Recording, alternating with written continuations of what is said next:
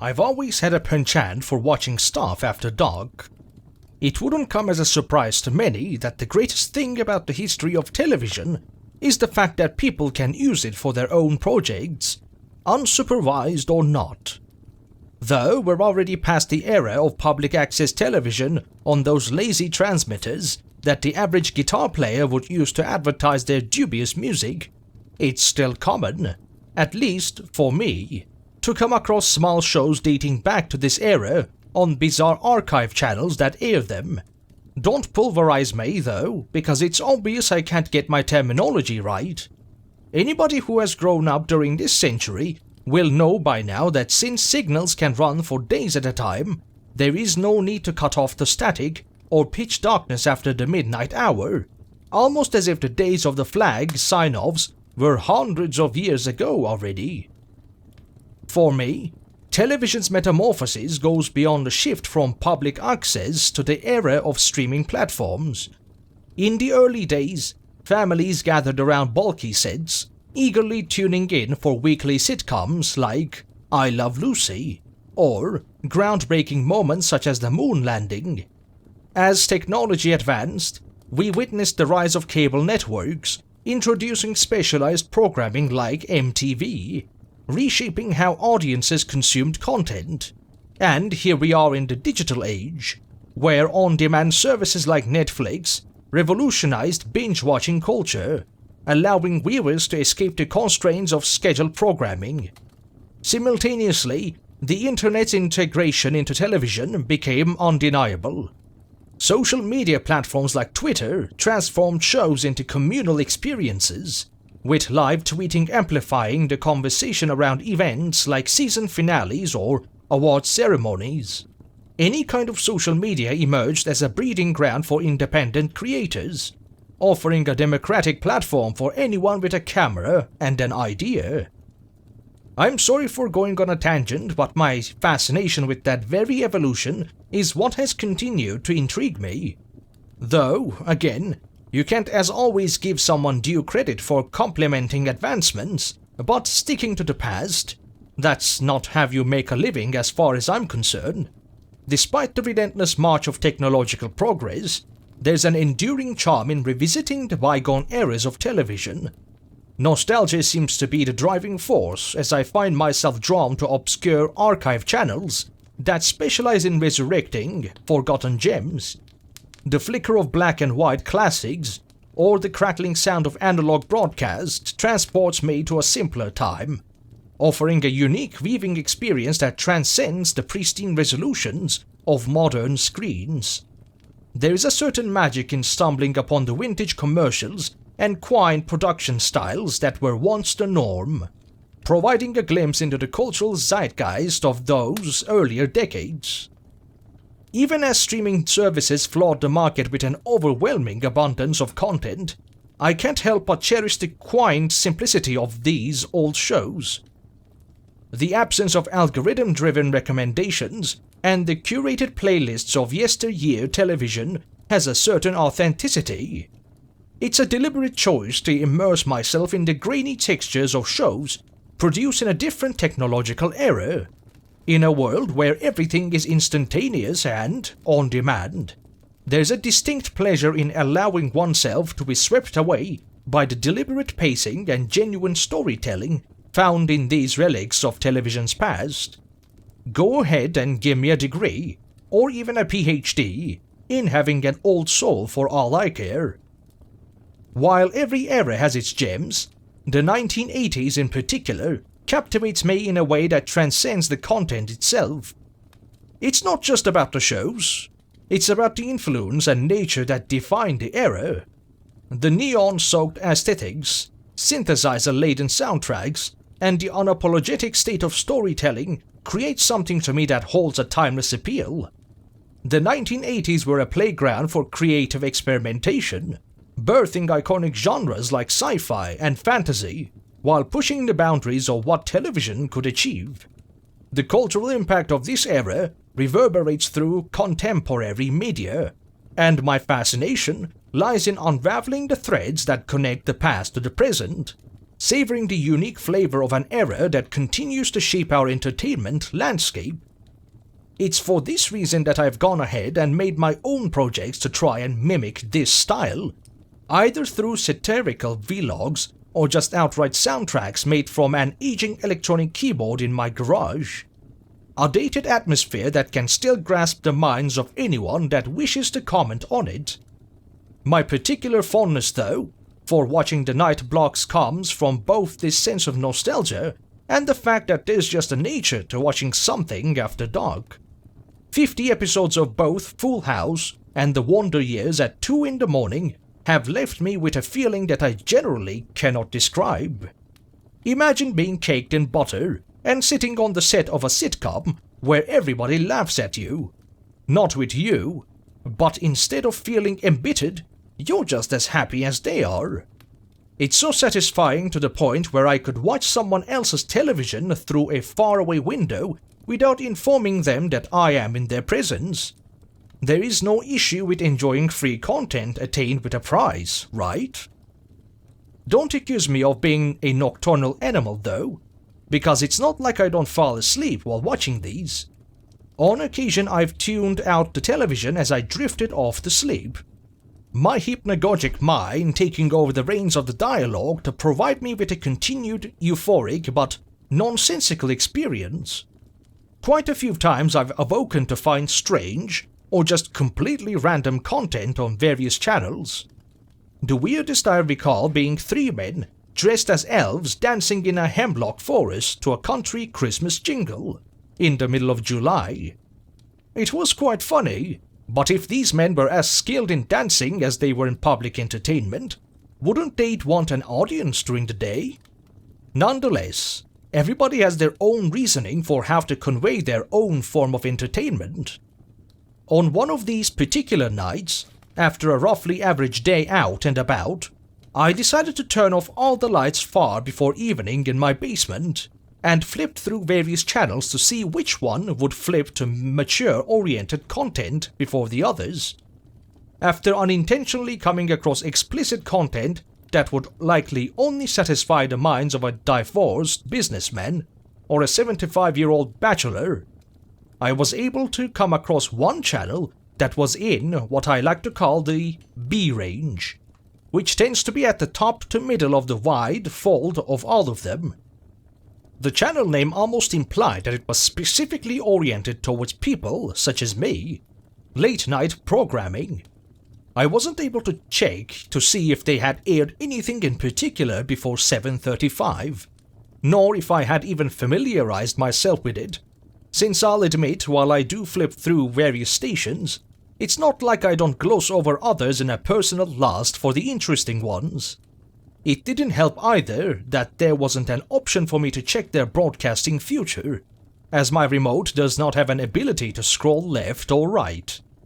This particular channel was airing a documentary on ground stations, albeit one that was either dated or inherently low budget, as it just comprised of low-res pictures of them staring into the stars, accompanied by what I would assume to be a technical engineer giving a lecture on how it works.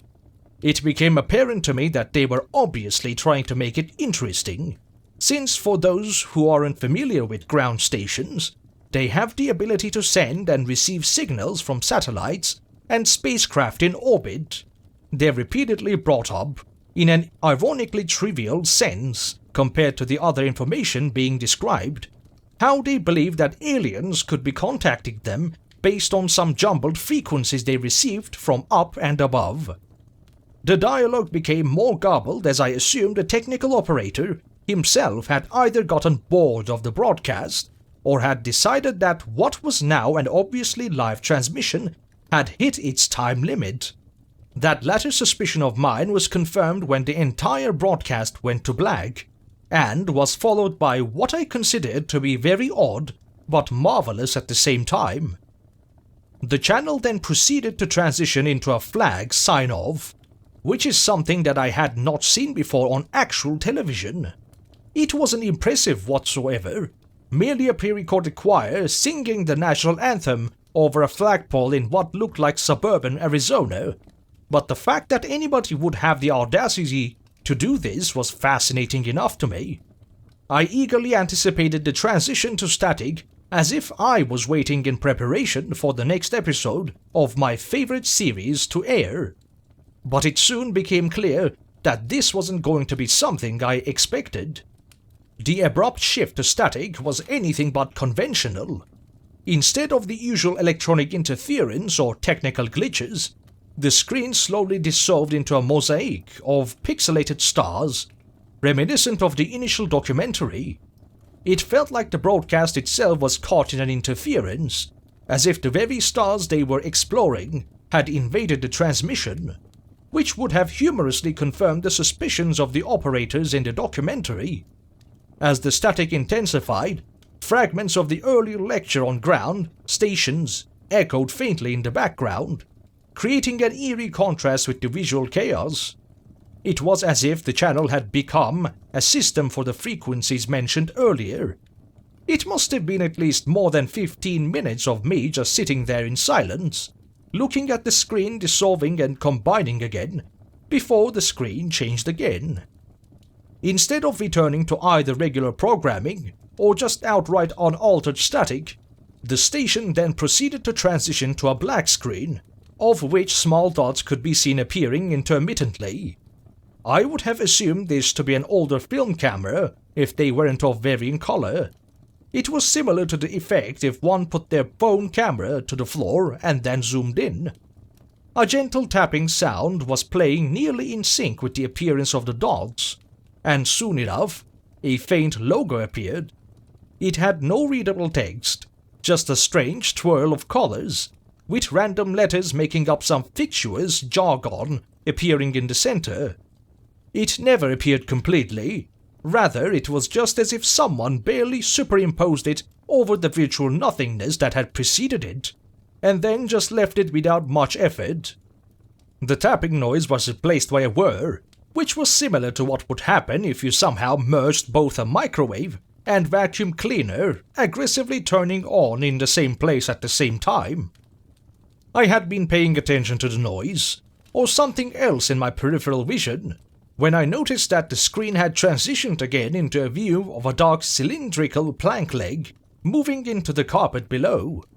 It took me a surprising amount of time to realize that I was looking at a table. The quality was grainy, but it wasn't low resolution like the documentary that had preceded it. It was instead reminiscent of the cinematic style of the 80s. As this weird scene unfolded, the camera transitioned from the enigmatic black screen to reveal a man in a purple sweater and blue jeans. He was comfortably seated on a plush purple couch in a room saturated with the same color. The size of the space carried an otherworldly quality, as if the color itself was holding some form of significance. The man on the couch remained motionless, his gaze fixed on an undefined point in the distance. The camera lingered on him, capturing the enigmatic aura that surrounded him. The room, painted in various shades of purple, seemed to surround him in an isolated reality. The subtle hum of the camera's lens motor accompanied the transition, adding a subtle layer of tension to the unfolding visual narrative. I took a closer look as the camera almost silently examined him as well. He had light yellow hair and dark brown eyes. I noticed that the room itself, though, appeared to be more out of the ordinary than him, even despite the man's lack of clear emotion. The couch was bent in odd areas, and one of the arms was misplaced outside of the center, creating an unnecessarily short gap between the other at the left end. A painting on the wall, displaying some sort of white gate, was situated carelessly between the corners of two walls, although equal more with one side than the other. Another bizarre and surreal painting was sitting on the wall behind the man, showing a white circle with a frowning face, gazing at whoever bothered to look at it. I imagined it to be the moon, but there were no craters. Just a look of disappointment from a disjointed face, plastered on the surface of a planet's satellite. Outside the window, there was nothing but the display of a night city, but with a subtly purple hue. probably because the window itself had been tinged that way from the inside. The right half of the table and another couch were partially visible on the other side of the screen. The man in the purple sweater then shifted his focus from the undefined point in the distance to directly address me. His words, delivered with a calm yet penetrating tone, had a strange echo that I could faintly hear from the speakers. "What are you to believe?" The question hung in the air, surrounded by the surreal ambience of the room. I didn't understand what he meant at all. I found myself wondering whether or not he was either pulling some form of surreal entertainment, or just wanted to give an uncontextualized lecture on whatever he was thinking. The strange thing is that I had no urge whatsoever to change the channel, or even move from where I was. All I can recall from the point of the earlier static transition was a full view of the television, indicating that I was arched against the screen by this point, wondering what else this presentation had to offer. The man's demeanor shifted, and he delved into a chilling monologue, his voice carrying an uncompromising vibe. In the shadow of commercialism, the tendrils of consumption wrap around the very fabric of reality. Consider, if you will, the insidious rise of the urge to read on. A serpent of desire, it slitters through the corridors of your consciousness, compelling you to consume without discernment. As one esteemed mind once pondered, in the age of information, ignorance is a choice. The pages you turn, the screens you scroll, each an offering to the insatiable appetite of the consuming void. Media, my dear interlocutor, has become a realm of distorted reflections, a distorted mirror reflecting our collective fears and desires. As the luminaries of thought have remarked, the spectacle is not a collection of images, but a social relation among people, mediated by images. We unwittingly dance to the tune of a manufactured reality, entrapped in a perpetual masquerade. The narratives unfold, shadows whispering distorted truths, luring you into the abyss of a perpetual dissatisfaction. The man, still fixed on me with an unwavering gaze, intensified his discourse. Do you not see? The machinery of media molds minds, a puppet master pulling strings. The medium is the message, as one sage declared, revealing the profound influence encoded within the very channels through which information flows. The cocoon of purple that envelopes us serves a metaphor for the seductive illusion of comfort, concealing the tendrils of control that extend into the recesses of your consciousness. In the realm of manufactured reality, my friend, the horror lies not in the unknown, but in the insidious familiarity of the manipulated narrative. Abruptly, the calm scene shattered into a violent transition, with surreal and disturbing images appearing with no preparation whatsoever. Among them, the most startling was that of a faceless humanoid suspended in the sky, a hollow silhouette devoid of features. The emptiness of its expressionless face seemed to mirror the void left by the distorted realities the man in purple had just unveiled. Yet, even more disturbing was the sight of a milk carton with spindly legs, frantically sprinting into a wall infested with writhing maggots. I couldn't understand what kind of juxtaposition this man was himself trying to convey. Was this some form of messed up talk show? The vivid, nightmarish imagery unfolded with a sense of uncanniness, challenging the boundaries of my understanding and plunging me into a surreal nightmare. The images didn't end there. They progressively started turning into more graphic depictions. A woman giving birth to a scorpion, a man using a piston to crush his own collarbone while laughing, and a group of children dressed as jesters dancing in a circle around what looked like the charred remains of a dog. These were themselves interspersed with other strange and surreal scenes, including one showing a man whose face was bent inwards, smearing excrement over a man in a wheelchair, with an armless elderly woman doing an interpretive tap dance in a mindless frenzy. I started to feel physically sick as these images faded away, with the same soulless expression of the man returning to the screen. "Behold the final meteor," he said, comparing it to a popcorn machine that pops out thoughts instead of kernels. "It is the waffle iron of consciousness, pressing reality into bizarre shapes that make you question your breakfast choices." His metaphors, although trivial, carried a surreal weight that left me scratching my head. Then, in a bizarre twist, he started talking about the final meteor as if it were a pizza with toppings representing conflicting ideologies. Each slice in narrative, toppings in perpetual debate, and you, my friend, are just a hapless delivery boy caught in the crossfire of pineapple lovers and anti-pineapple purists. The absurdity of his comparisons continued, transforming the gravity of his words into a carnival of triviality.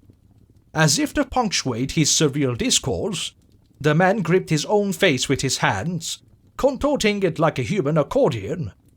It was a disturbing spectacle, the physical manifestation of the strange ideas he had just presented. His face, twisted and molded like a surreal clay sculpture, mirrored the contorted narratives and bizarre realities he had woven into the fabric of our conversation. The room pulsed with an unsettling energy as I watched, unable to look away from this strange performance. In a sudden and jarring turn, the man in purple slumped forward, his once animated presence now eerily lifeless. The surreal performance had taken an unexpected and grim twist, leaving an unsettling silence in its wake. It was as if the bizarre reality he had crafted had collapsed, leaving behind only the residue of its enigma. As my gaze fixated on the motionless figure, the camera ominously panned toward the window, revealing a real frowning moon hanging in the night sky. Its expression, so different from the painted one on the wall, cast an otherworldly glow over the room. The lips began to quiver as it softly muttered something which I couldn't make out. The only thing that stood out to me, though, were the contents of its eyes, a reflection of myself staring into the screen. The moon winked at me, and in the same eye that had briefly closed appeared an apparition of myself, drawn in the same attire as the man that was now probably dead. And then I woke up in my bed, with the television turned off. The surreal room saturated with shades of purple had dissolved, replaced by the mundane reality of my bedroom. It took a moment for the disorienting images and the haunting synth soundtrack to fade from my senses, as the remnants of what I could have best assumed to be a dream clung to my consciousness. I couldn't shake off the lingering unease. Shaken, I sat up, the vividness of the dream still vivid in my mind. The man in the purple sweater, the bizarre images, and the frowning moon were still ingrained in my mind. The morning light streaming through the window offered a stark contrast to the otherworldly hues that had dominated the dream. Yet, the disquiet remained, and as I moved through the routines of the morning, I couldn't shake the sense that the surreal experience had left a mark on me. It was by the time that I returned to my bedroom after about an hour that I noticed there was something lying on the top of the television that I hadn't seen earlier. At first I thought it was a cloth that I had left sitting there in the middle of the night, having probably awoken in a daze and planted it there for no reason at all. However, I noticed upon closer inspection this was not the case. It was a purple sweater, accompanied by blue jeans and a note, reading, "The media is the message. You've been acquainted.